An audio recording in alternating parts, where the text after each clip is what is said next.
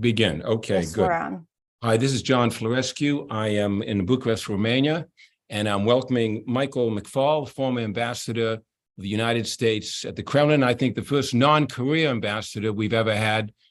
So I'm delighted to have you here. Currently, he is director of the Freeman Spogli Institute at Stanford University, from where he got his BA and MA. And then he did a DPhil, which is essentially PhD, from Oxford University in Slavic and East European studies. He learned Russian, I think, in Leningrad. Is that right? In Leningrad as a young scholar. And he's joining us from California. And thank you very much for being with us. Sure. Thanks for having me. The first question I get, and thanks for early after a long flight. The first question I have, we just, of course, have the events in Vilnius last night, which I'm sure you've been commenting on considerably. What's your assessment of what went on there? Well, mostly positive, I would say. This is a very historic summit. The biggest news, of course, is that Sweden will now become a member. The negotiations for that were intense, talking to my colleagues from both Sweden and the United States, by the way, and got that deal done right before the summit happened. And I think, you know, the behind the scenes negotiations for that were intense, but that was a great achievement. Second, I think the language, and even better, I would say some of the statements that were made by NATO leaders about Ukraine's eventual membership was stronger than Bucharest in 2008. Yep. And I think that was the standard by which this summit should be measured. And by that standard, they achieved that. I think that's a very positive. But third, most certainly my Ukrainian colleagues were disappointed that the language wasn't stronger, in particular, the vagueness about when conditions are met. I think I'm paraphrasing from the communique. And, you know, they would like some more specificity to that phrase. And I think they're right about that. And so I hope that moving forward, they'll get that specificity and maybe make the next summit, which will be in Washington, the 75th anniversary, if I'm not mistaken, of the NATO alliance. That might be an even more historic meeting when the clarity for the invitation to Ukraine might be made. So it was unanimous. All 31 signed off on it. It had maybe a whiff of Bucharest a little bit, but Zelensky must have walked home disappointed. Did you get any feed on that side of the equation? Well, they were definitely, I would say it was a bit of a roller coaster, right? In the run up to the summit, again, you know, interacting with colleagues intermittently, both in Kiev and Washington. I think there was in my view, inflated set of expectations, maybe inflated, by the way, by the media and people like me. Maybe I'm to blame that there might be a breakthrough. I think in retrospect, we now know, especially listening to what the president said, President Biden said before he got to Vilnius, that the idea of extending an invitation to Ukraine while the war is going on is not something that he and other leaders of NATO are prepared to do. Now, there are NATO experts, I don't want to claim to be one of them, that have looked into the fine, the different readings of the treaty and said, well, that's not technically necessary. That may be true, but, you know, my own reading of my country is it's politically necessary.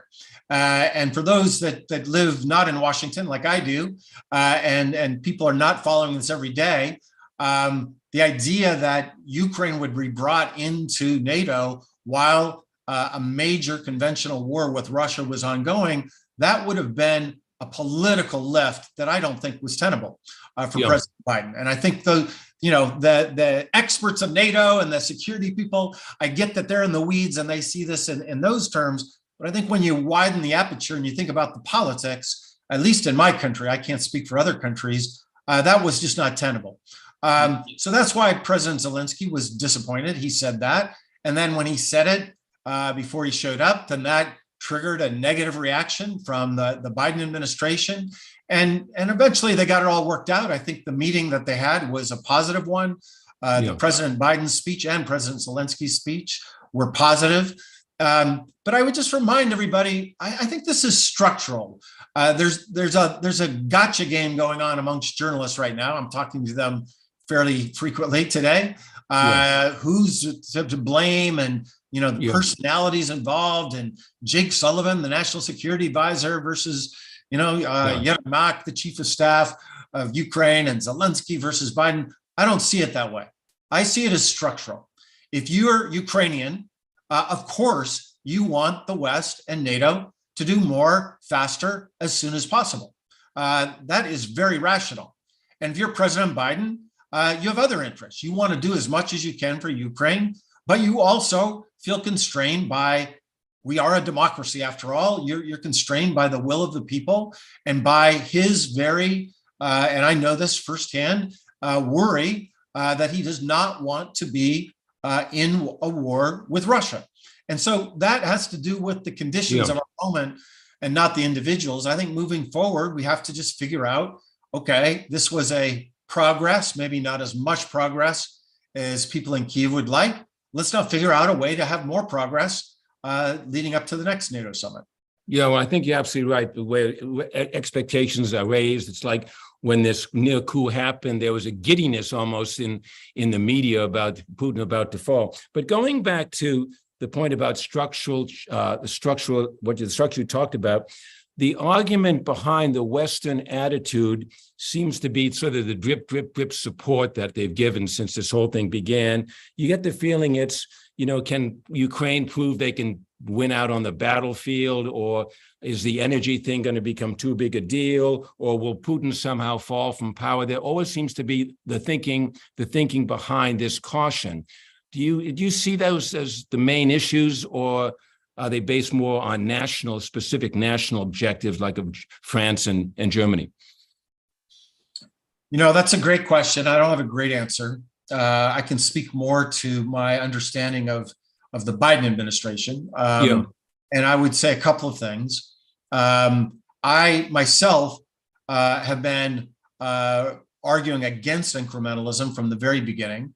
And my theory of the case is, if we give them more weapons now and better weapons now, and we impose better and more comprehensive sanctions now as opposed to later, that is the fastest way to speed up the end of this war. And by moving in an incremental way, I think that extends the length of this war.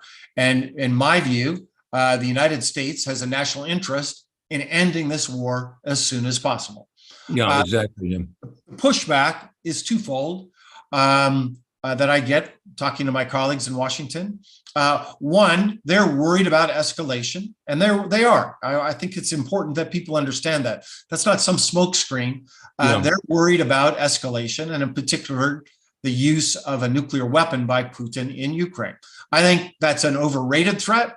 I think time and time again, we've worried about escalation, and when push comes to shove, Putin doesn't escalate, he backs down. But that's a genuine disagreement, and I want to be clear. I obviously don't have access to classified material in the same way that my colleagues in the U.S. government do. So I just think that's one piece of it.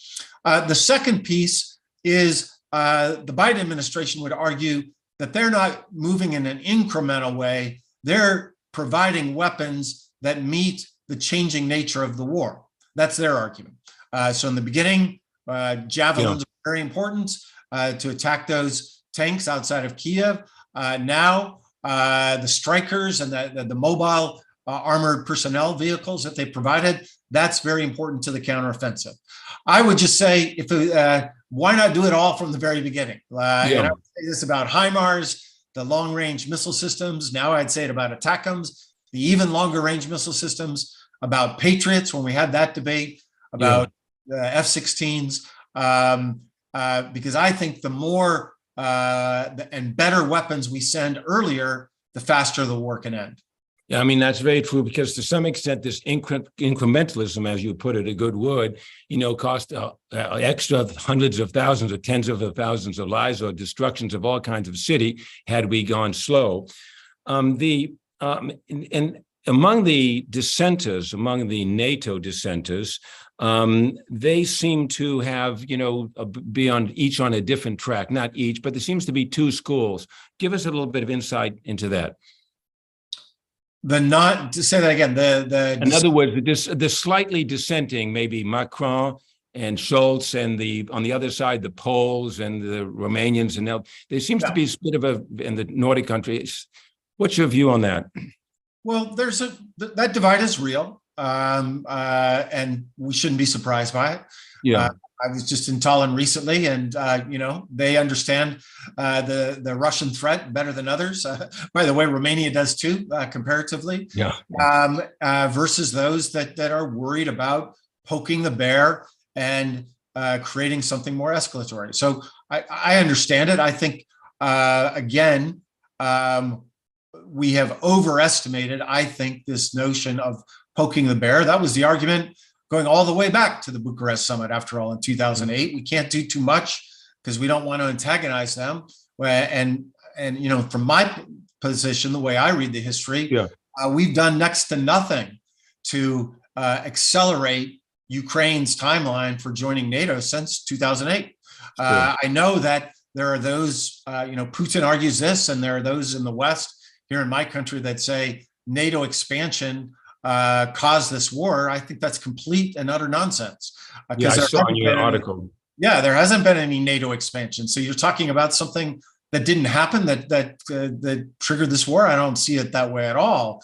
But to those that were arguing that, well, guess what? NATO didn't expand and Putin still invaded. So to go back to that argument, we can't do this, we can't do that, we can't extend membership to Ukraine for NATO because Putin will be upset. Well, he's already invaded. He's already escalated.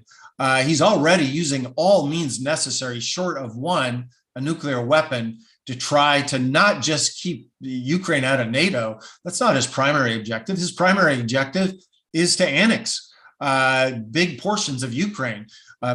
Former President Medvedev just the other day said he believes that Ukraine will be a non-existent country in the future. That's what they're trying to do. So I think we need to retire that argument. I do believe that it would be politically impossible for Ukraine to join while the war is ongoing. But after the war is over, I think it should be done immediately. You just said there, from my study of history, and at the beginning of the show, I pointed out, really, this has been a subject that's been in your heart for a long time. I mean, you see, you're a political scientist, but you have to be a part historian. And when you think back on Russian history, what's important for Americans and others to understand about Russian history, about the Russian mindset, or the Russian sense of self-identity? If you don't get these points correct, then you're off to the wrong start. What would you say to that? That's a great question. First, I'd say preliminarily, not all Russians think alike. And Russian history has not been just one march in one direction. I lived in the Soviet Union in the late 80s. That country under Gorbachev was different than the one today. I lived there under Boris Yeltsin, different than today. And even as we speak about Putin, I'm going to get to him in a moment, I want to remind people that there are Russians that have spoken out against this war. Several of them are my personal friends. And they're sitting in jail because they oppose this war, and they're Russians too. And I think sometimes, at least in my country, here in the United States, people forget that they're, in the same way that it would be absurd to say America thinks this way when we have Trump versus Biden.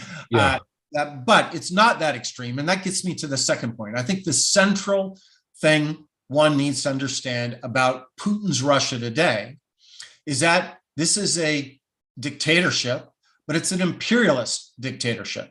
Putin is an imperialist. That's not a word that offends him.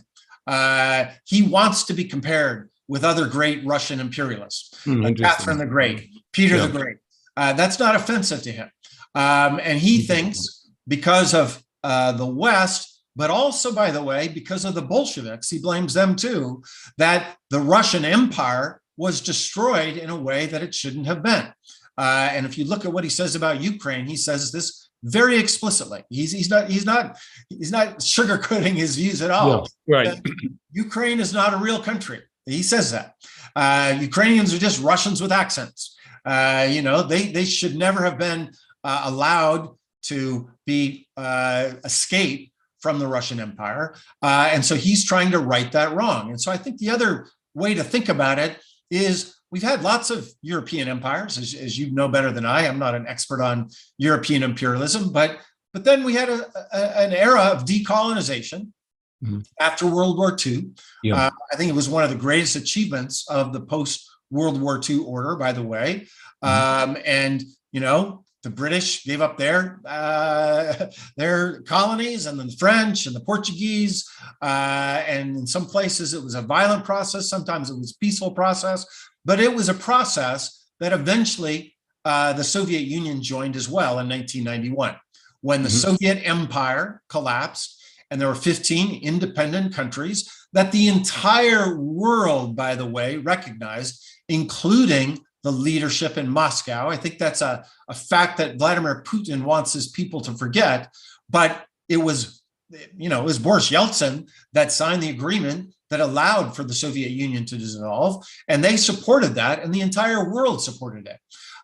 So now he wants to recolonize Ukraine. He wants to go back in and to correct what he thinks was a mistake from 30 years ago. So it's a little bit like, Great Britain going back to India or Nigeria or Ghana 30 years after independence, or the Portuguese saying, oh, hey, wait a minute. What we decided in 75, 76 with Portugal and Mozambique, we've changed our mind now. We want to go back.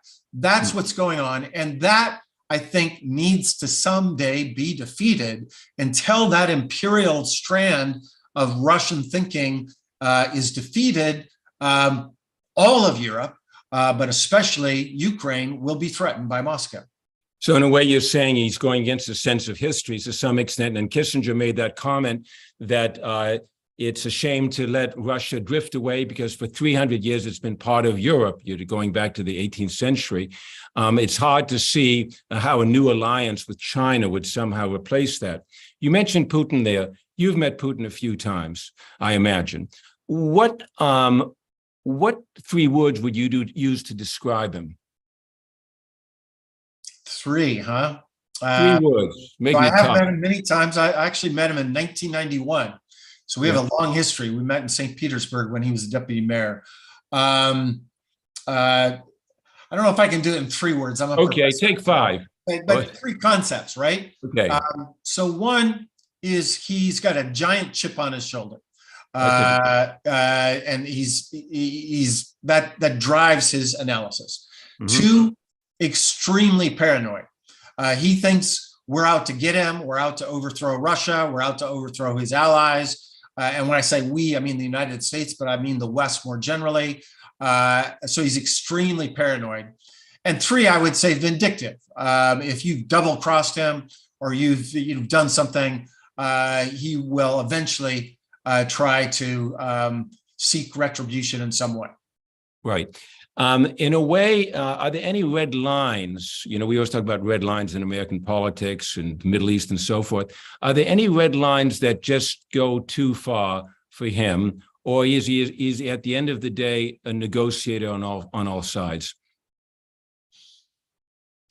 Well, that's a really great question that we never have a great answer to, because we never know if red lines are credible until after the fact, right? So you can say whatever you want, but it's not credible unless you're forced to make it credible. One of my colleagues here at Stanford for many decades was George Shultz, the former Secretary of State, passed away last year. He was a mentor of mine, a neighbor of mine. And George used to always talk about when he joined the Marines, his commander said, never point your gun unless you're ready to shoot, because you got to keep your credibility. So never point it. And I've always think about red lines when they've been credible and not generically. I think the most important, the real red line for him is staying in power and preserving the Russian Federation.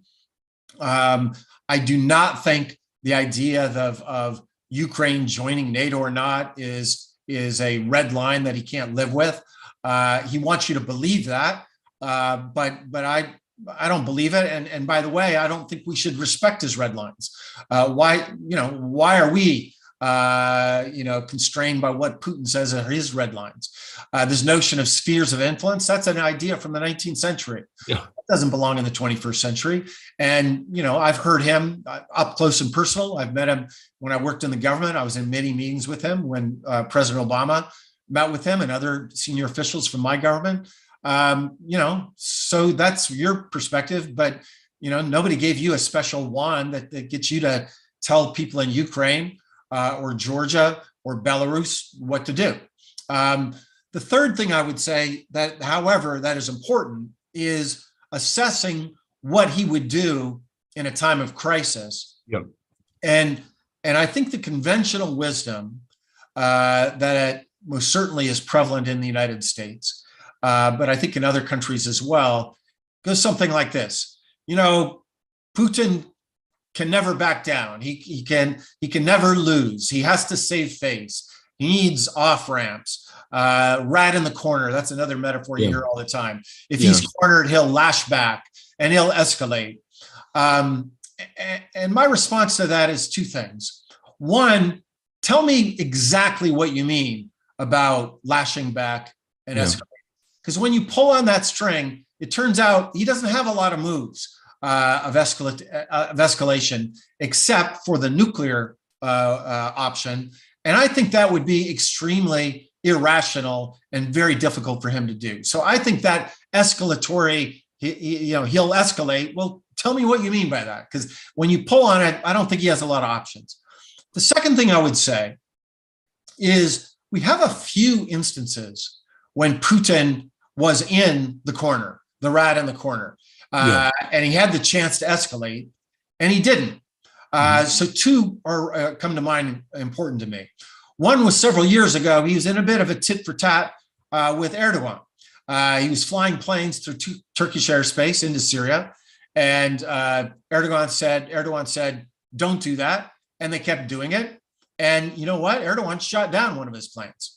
And everybody, and I remember this vividly, everybody thought, oh my goodness, now Putin's going to escalate. Now Putin's going to show who's who. And we thought there was going to be this big, tough standoff between these two tough guys. And you know what Putin did? He backed down. He negotiated. He didn't shoot down any Turkish planes. So that's one data point. Second one comes from just a couple of weeks ago. As you know, there was this mutiny by Mr. Prigozhin, and they were marching, towards Moscow. And Putin got on TV, and I watched it in real time, and he gave a very tough speech. And he said, we're going to crush these traitors. We have no place for these traitors. And there was some military confrontation. Russian pilots died. The Prigozhin guys, the mercenaries, shot them down. But you know what Putin did? He had the chance to escalate. He had the chance to crush the mutinous Prigozhin mercenaries. Yeah. You know what he did instead? He negotiated. He didn't do that. So I don't want to pretend I know what he'll do in a moment of escalation. But I think there's a scenario in Ukraine that the time that he'll finally negotiate is not when he's winning if he's winning in the future on the battlefield, or if there's stalemate, but when he begins to lose. And maybe when he begins to lose is the time that he might settle for negotiation that avoids worst case scenarios. And by the way, he wouldn't be the first leader in the world during war that would have done that. Tragically, many instances in American history where that exactly that thing just happened. You invoked Kissinger just a few minutes ago. And I just remind people that Henry Kissinger was the one in Paris in 1972. That's true, yeah, of course. North Vietnamese, not out of a position of strength, but out of a place where he was trying to avoid worst case scenarios in that war. Well, you make an excellent point there, because I asked about the red line, and you said, actually, if he's going to lose his job, that becomes the red line. It's what Neil Ferguson said, most dictators don't die in their beds, kind of thing. But you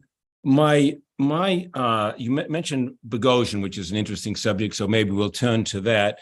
I was startled by the fact that he had X number of troops moving north towards Moscow.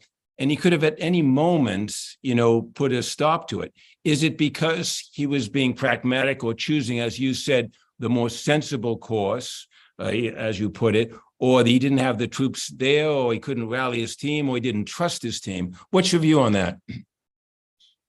John, there's still a lot of questions about that whole mutiny that I think are really strange. Somebody who's been following Kremlin politics for a long time, and every day there's something new that pops up, and General was relieved, pop off the other day. But to answer your specific question, to the best of my knowledge right now, and I reserve the right to change my analysis based on new information, because it's still a moving story.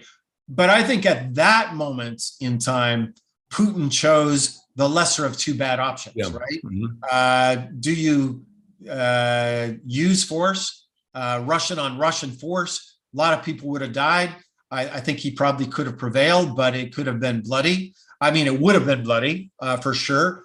I think Putin, to your question, had to worry about loyalty within his own armed forces.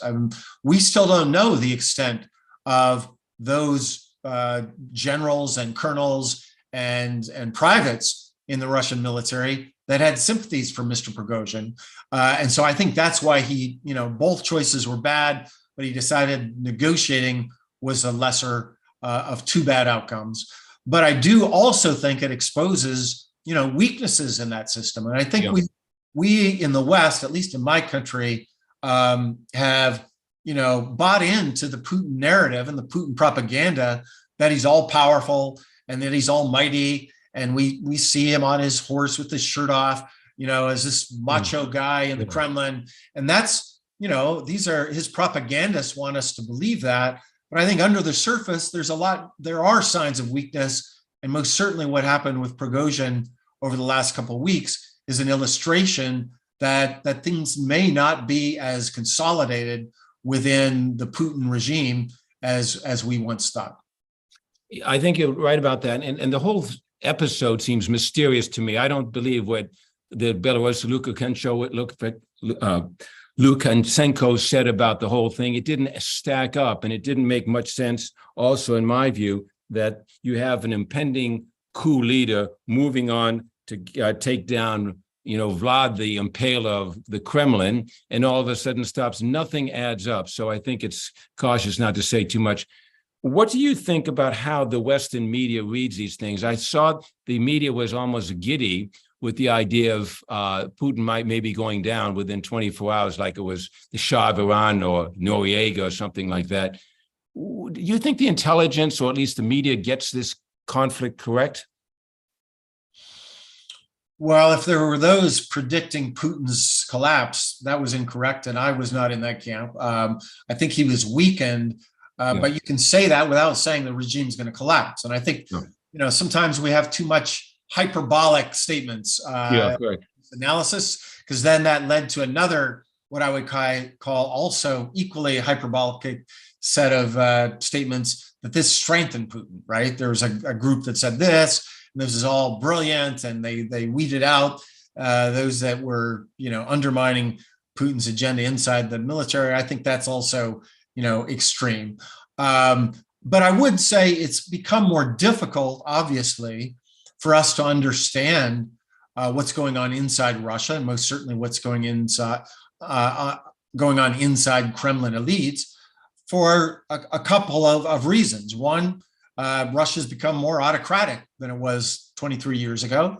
And so that makes it harder for journalists. It makes it harder for Russians. It makes it harder for diplomats to know what's going on. That was even true when I was ambassador a decade ago, and it's gotten a lot worse since. Number two, Putin is a hard intelligence target. He's an intelligence officer, so he knows how intelligence agencies work, and he takes precautions to make him a hard target. He's not talking on cell phones. He's not having conversations in places that you might be able to pick up intel. And he's very sensitive to, finding out who is who within his own entourage in terms of who might be working for other intelligence agencies.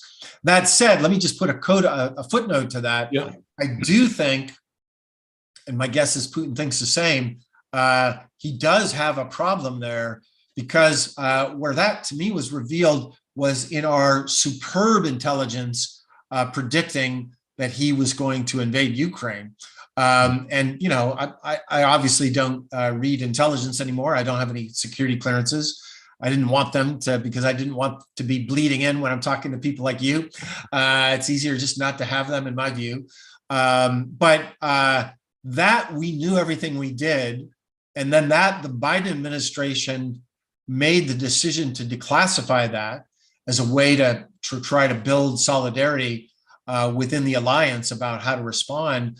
That struck me as somebody who used to know that world pretty well, that must have been, you know, a good source. So that's the one caveat, but I would say generally speaking, the story's hard. And, you know, it's very dangerous for journalists to work in Russia, as we know, with the tragic, what happened to Evan Gershkovich of the Wall Street Journal. He was just doing, you know, normal journalistic work and he got arrested. So that has a chilling effect on Western journalists doing that kind of reporting that he was doing. But also, you know, even it was bad when I was there, but it's gotten a lot worse since this war started. Russians in the government are very scared to talk to diplomats or journalists today because they worry about being arrested by Putin and his intelligence officers. So that just makes it harder to understand the stories that we were just talking about. Well, we've heard of all these various military advisors, or even the chief of the military, who's disappeared a little short while ago. We had another one, I forget, his name doesn't come to me, Mr. Mayer, Griat Mayer, who I guess was a former defense minister. He's gone. And then the Wall Street Journal today was reporting how some of the Prigozhin's people were immediately arrested as soon as he started getting out, sort of seeming out of line. I just want to turn to some of viewers who have called in or watching in, if there are any questions they want to pop in, so I don't dominate your time and give anybody a chance. I wanted to remind everyone that they can put their questions in the chat. There is one question from YouTube. Somebody's asking if you could talk a little bit about these events in the context of Romania and the Black Sea.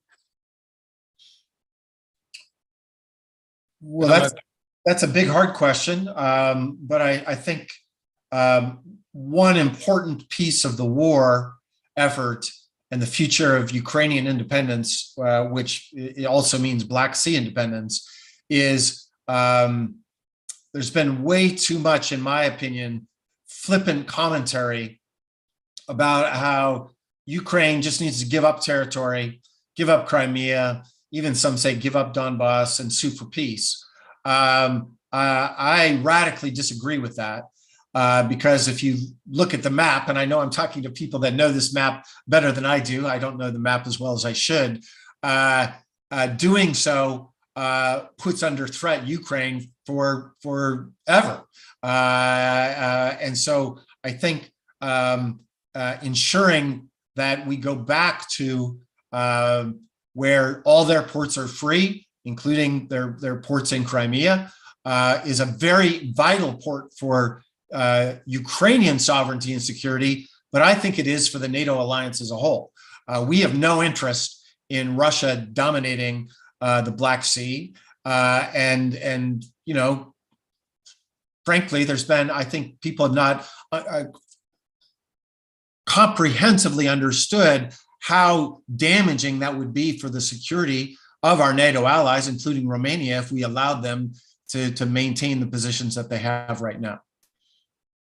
Very good point. I think I was looking at an article you wrote, I think in 1999, and you're remarkably far-sighted. And I'll just read back from what you said.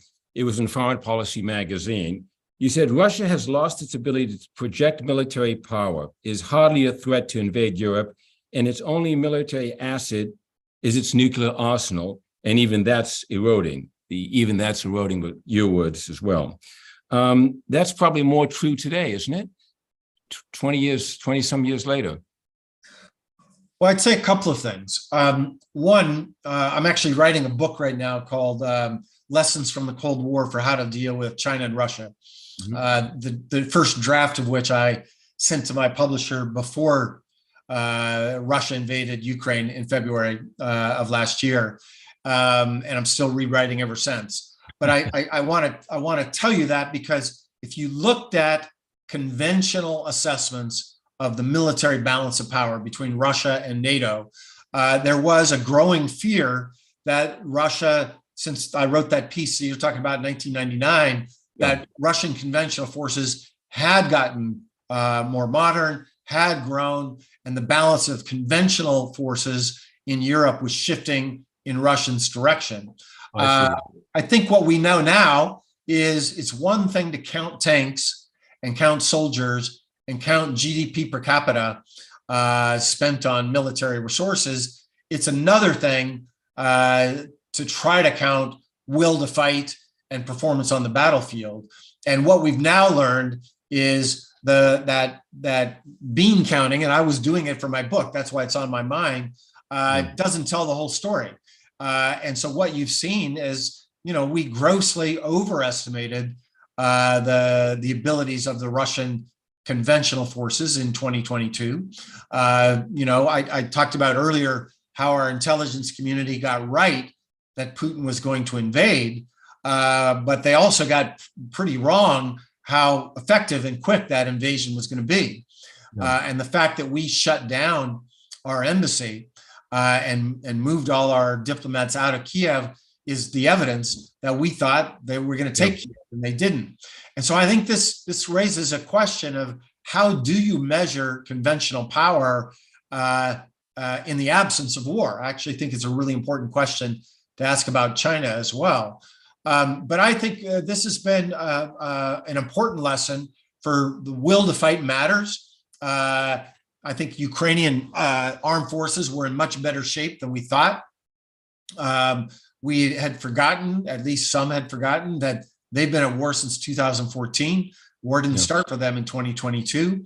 And they've demonstrated their tremendous abilities on the battlefield compared to their enemies from the East. Michael, you were mentioning your book right there and talking about conditions for which we may get to the negotiating table and get to some peace here. Have you given much thought to some of the elements in specific terms about returning Crimea, about war crimes, about reparations, about some of the elements that have to be, dealt with in real way? Has that been a point of interest for you? Yes, I've been writing about it for sure.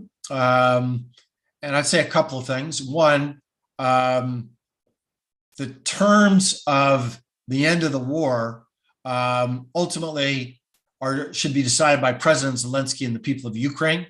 And I'm radically against outsiders from my country or any other country in Europe interacting with Putin and talking to him and deciding we're going to decide it on Ukraine's behalf. I think that's dangerous. I think even talking about it is dangerous. Because I think it undermines President Zelensky's negotiations. I've negotiated with Putin and the Russians several times, the New START Treaty being one of the things that I was intimately involved in negotiations with them. And the one thing we learned, and I learned personally, is you never give them anything in the early parts of a negotiation because they'll just pocket that and then ask for more things.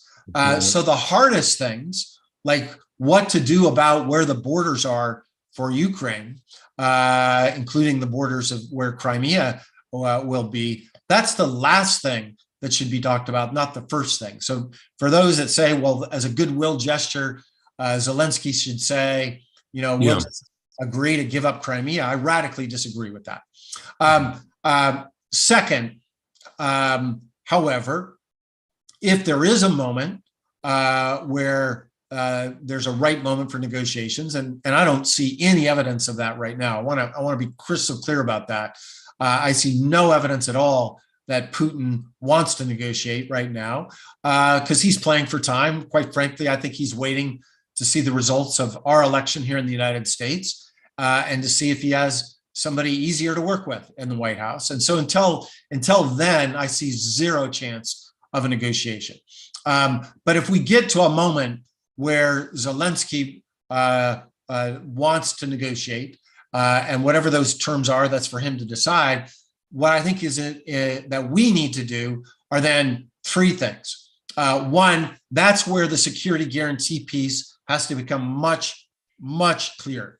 And in my view, that's when an invitation to join NATO has to be immediate after the war is over. Yep. Not some negotiation, not some timetable, not some when conditions are met, but I think it has to be immediate. And I think Zelensky has to know that, so that if he has to make some difficult decisions in that negotiation, he's getting something that enhances security for his country in return. Second, we have to have a major game plan for reconstruction. There's been steps taken, of course. There was the meeting in London recently, but I think we've got to get bigger and much more creative about that. And in particular, so that there's a major private sector component to that. And that's intertwined with the security guarantee, right? You're not going to attract investors unless you can guarantee the security of their investments. Yeah. And then third, yes, there has to be reparations. There's no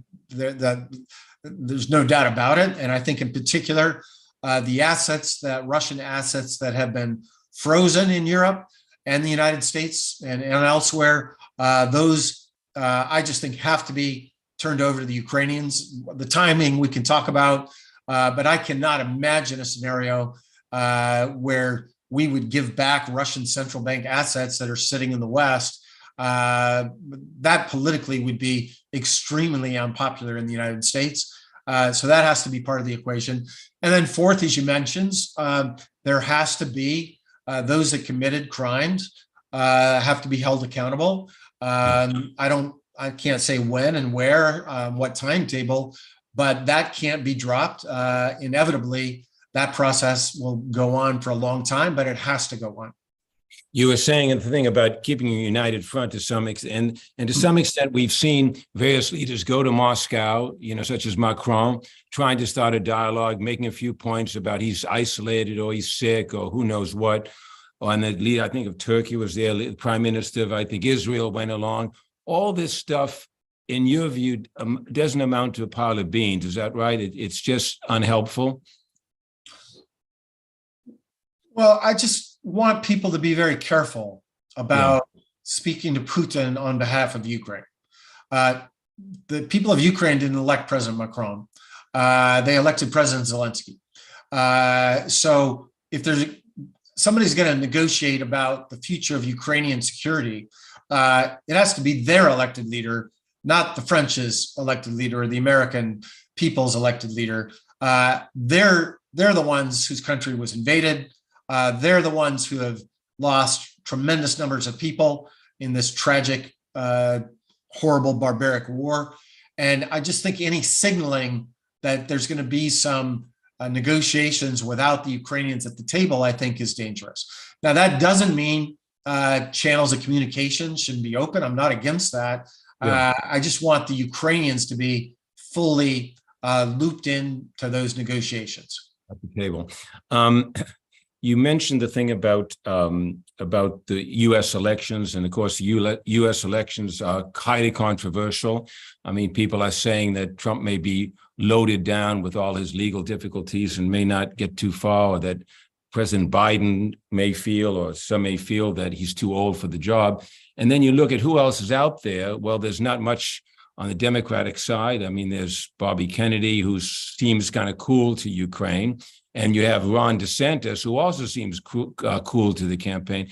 So taking on board what you to Ukraine. So taking on board what you said, you might think that Putin sees a real opportunity, because he's analyzing this as closely as anybody, that if for whatever reason it's not a Biden-Trump matchup, he's got a breath of hope there. Yeah, I think that's the way he sees it. That's most certainly the way his propagandists on Russian television talk about it every single night. And they're still hopeful that Mr. Trump will be reelected. And they have reason to be hopeful. Mr. Trump is leading the polls. It's going to be a close election. one should never in the United States read national polls. Those don't tell you anything. What matters, because tragically, in my view, we have this thing called the Electoral College. I think it's an undemocratic institution, but it's not going away. And that means only a handful of states matter. And then if you look at those handful of states, President Biden won them, but not by wide margins. And the idea that this is going to be an easy win for anyone. Again, I'm not an expert on American electoral politics. I'm just an observer, but it's close enough that if you're Putin, it's very rational from his point of view to think, I'm going to wait this out and see who wins this election before I get serious about any kind of negotiations. Wesley Clark said in these conversations we have that Putin will only, I think he's backing up your comment earlier on, Putin will only deal when the cost of this is just too high for him to bear. Do you share that view? Yes, yeah, I do. I think, Putin still, I have my assessment of how he's lost. He lost 2022. He didn't take Kiev, didn't take Kharkiv, lost Kherson. Did not denazify, in his words, Ukraine. President Zelensky still there, the alleged Nazi. He didn't unify all the Slavs. He didn't stop NATO expansion, and he didn't demilitarize Ukraine. Those are his objectives, by the way. Those are his words, not McFaul's words. That's what he said at the beginning of the war he aimed to achieve, and he didn't achieve any of those things. Now he has more modest goals, I think. Annexing the territories that physically that he annexed on a piece of paper last fall, and he still thinks that if he can hold on and resist this counteroffensive by the Ukrainians and hope that the West will lose interest, that he still might achieve those objectives. Therefore, the only way to create the positive permissive conditions for negotiation is to either defeat him on the battlefield, or B, create the perception that if the war goes on longer, the more likely he will lose. And stalemate is a scenario by which he will never negotiate. Jim, I just see you popped on there. I suspect you have a question because you always do. Oh, I'm putting you on the spot. Wait, we can't hear you, Jim. At least I can't hear you. Michael, yeah, no. Okay. I do not have a question. This is great. Keep going. Okay, good. Going back to your piece in 1999, Michael, in Foreign Policy, you said that the Russians still aspire, quote, to build a democratic polity, consolidate a market economy, and join the Western community of states. Now, talk about change in the United States. Well, certainly there's been huge change in Russia on those points. Where do you think what is the state of the Russian mind? I'm not talking about people who are answering public polling, but you think that the propaganda and the presence of fear of the KGB and internment has changed that around, or is it still somewhere lurking beneath the surface?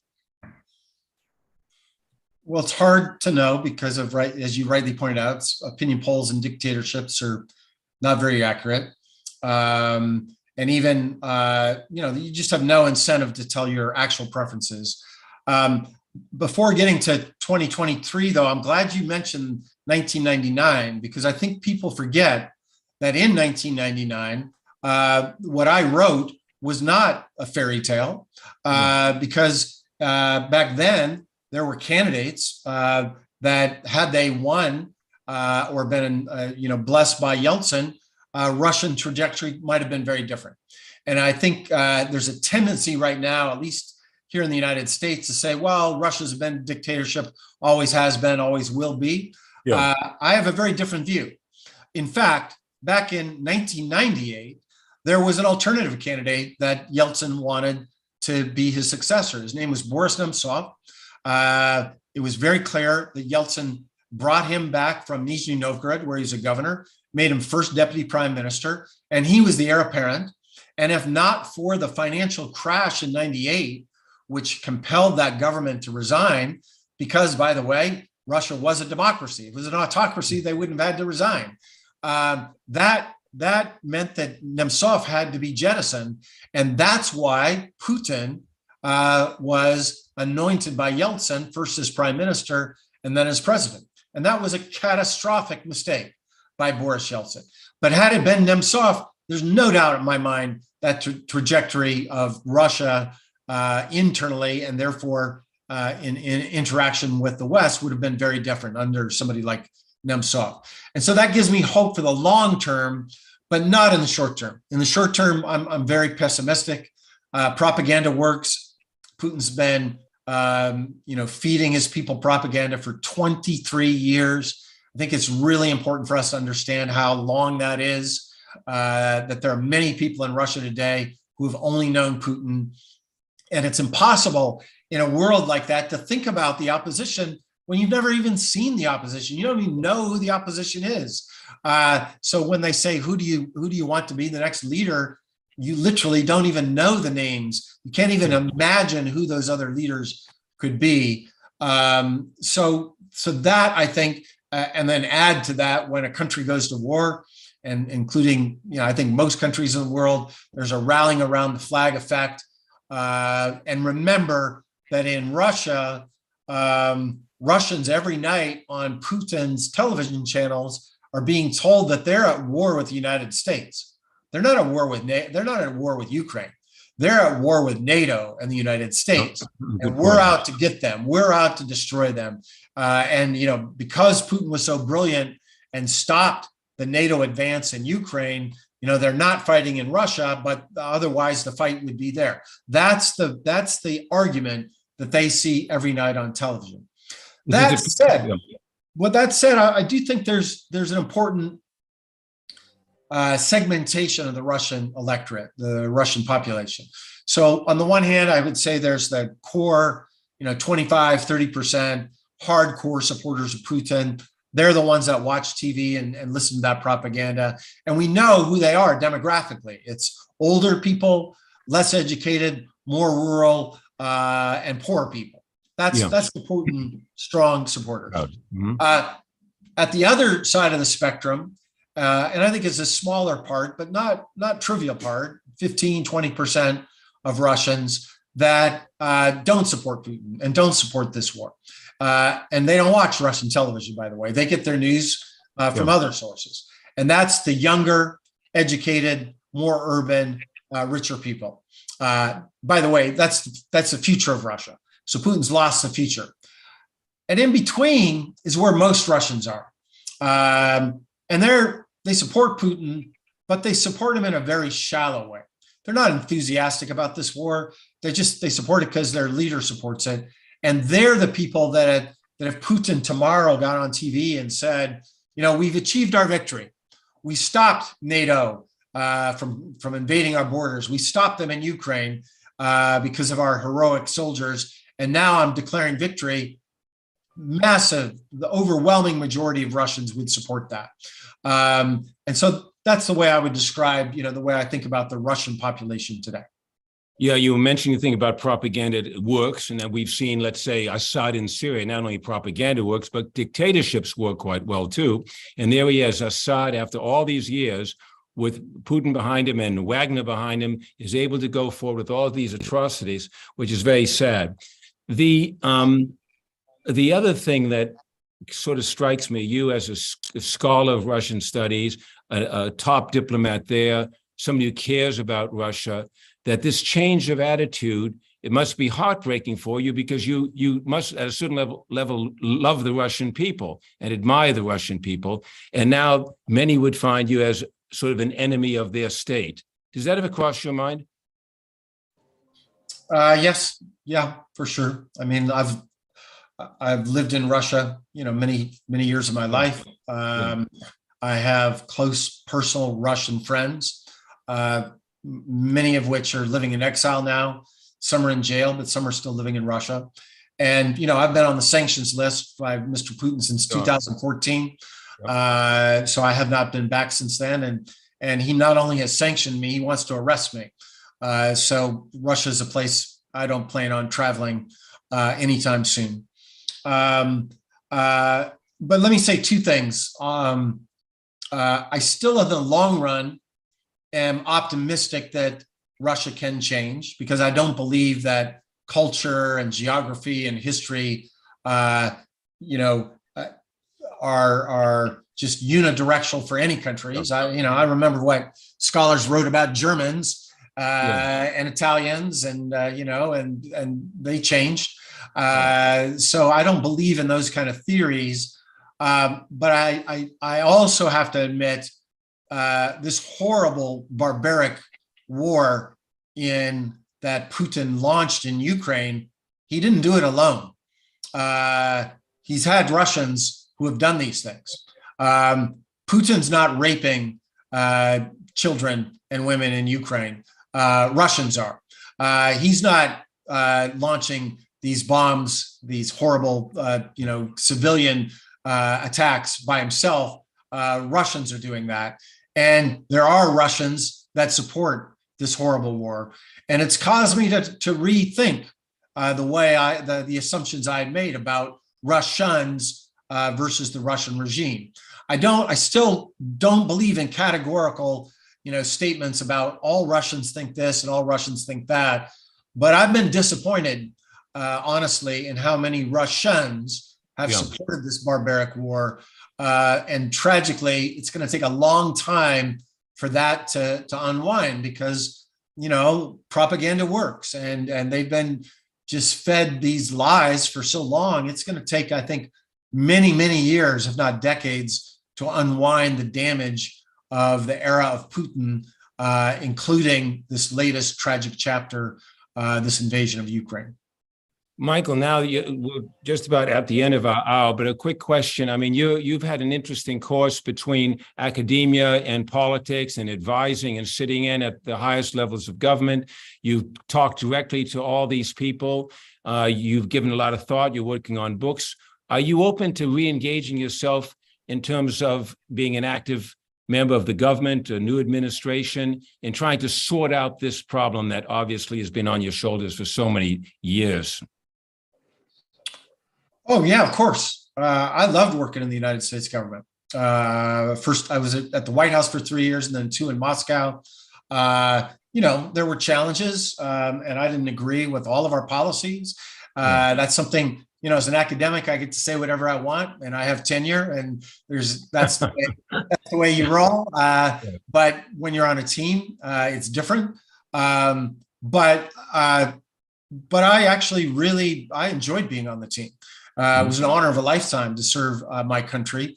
And I especially took great pride in being the representative of a country I love, the United States of America, in a place like Russia.